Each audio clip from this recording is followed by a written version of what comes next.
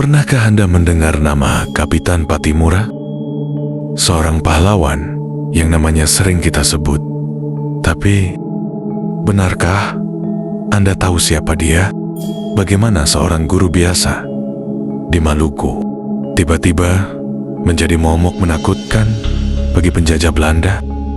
Dan apakah benar ia dikhianati oleh rakyatnya sendiri?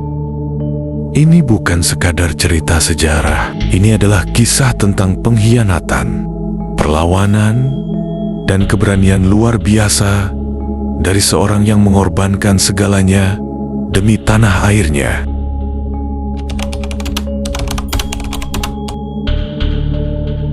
Lahir dengan nama asli Thomas Matulesi, Patimura berasal dari keluarga sederhana di Maluku. Sebelum menjadi seorang pejuang, ia adalah seorang guru yang mengajar anak-anak di desanya. Kapitan Patimura merupakan putra pasangan Frans Matulesi dan Fransina Silahoy, keturunan bangsawan Raja Sahulau di Teluk Seram Selatan. Dia lahir di Saparua, Maluku pada 8 Juni tahun 1783. Selanjutnya, pernah mendapatkan pendidikan militer dan memiliki pangkat sersan mayor saat bergabung dengan tentara Inggris. Tetapi, hidupnya berubah drastis ketika Belanda kembali mencengkeram Maluku dengan keras. Bayangkan ini, Belanda memberlakukan pajak tinggi, merampas hasil bumi rakyat, dan memaksa kerja rodi. Tidak hanya itu, mereka bahkan menutup akses rakyat Maluku ke tanah leluhur mereka. Keadaan ini membuat Patimura berkata, "Cukup sudah."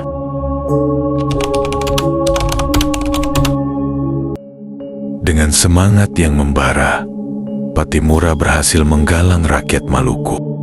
Ia bukan hanya seorang pejuang, tapi juga seorang pemimpin strategi yang brilian.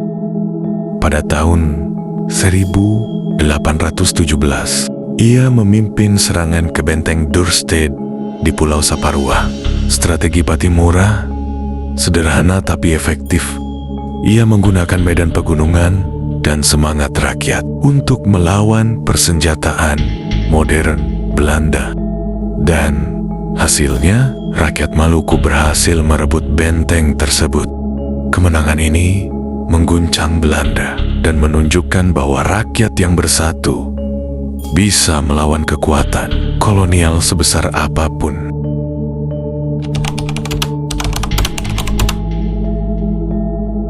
Namun, perjuangan Patimura tidak selamanya diwarnai kemenangan. Ada kisah kelam yang menyelimuti akhir hidupnya. Beberapa sumber sejarah mencatat bahwa Patimura ditangkap karena adanya pengkhianatan dari dalam. Ya, ia dikhianati oleh salah satu orang kepercayaannya. Ya, Kapitan Patimura dikhianati oleh Raja Bui dari Saparua. Raja Bui membocorkan informasi tentang strategi perang Patimura dan rakyat Maluku kepada Belanda. Hal ini membuat Belanda mampu merebut kembali Saparua. Patimura akhirnya dihukum gantung di Ambon pada 16 Desember tahun 1817. Sebelum menghembuskan napas terakhir, ia meninggalkan pesan yang menggugah hati. Beta mati, tapi perjuangan akan terus hidup. Pesan ini bukan hanya untuk rakyat Maluku, tapi juga untuk kita semua. Sebuah pesan tentang keberanian, kesetiaan, dan semangat untuk melawan ketidakadilan. Hari ini nama Patimura diabadikan sebagai simbol perlawanan dan perjuangan.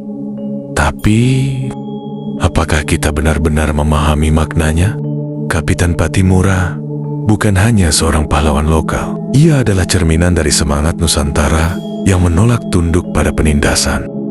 Pertanyaannya adalah, bagaimana kita, generasi sekarang, bisa melanjutkan semangat perjuangan Patimura? Apakah kita cukup peduli dengan keadilan, keberanian, dan persatuan seperti yang ia perjuangkan?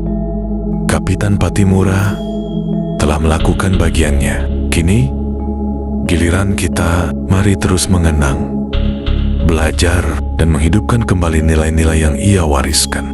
Jika Anda merasa kisah ini penting untuk dibagikan, tekan tombol like, subscribe, dan bagikan video ini ke teman-teman Anda.